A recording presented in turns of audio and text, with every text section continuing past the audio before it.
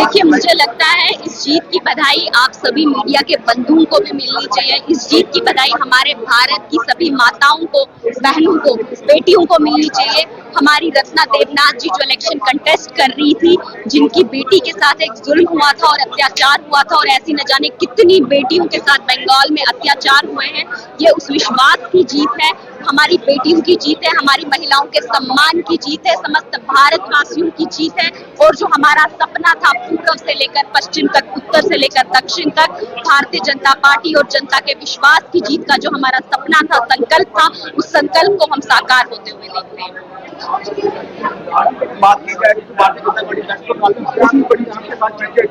दीदी कहने जाने वाला बड़ा बड़ा इशारा दिखाती थी, तो आने वाले दिनों में क्या उसका करना कैसा जाएगा? देखिए, मुझे लगता है भ्रष्टाचार का अंत होना चाहिए, और उस भ्रष्टाचार का अंत होना सुनिश्चित है अगर भारतीय जनता पार्टी की सरकार बंगाल में बनती है। तुष्टीकरण की राजनीति का अंत होगा और परिवारवाद की राजनीति खत्म होगी, और देश में एक बंगाल में एक नई सरकार बनेगी। वो सरकार जो जनता के हित के लिए, जनता के मुद्दों के लिए, गरीब आवाम के लिए, माताओं और बहनों के हित के लिए काम करेगी।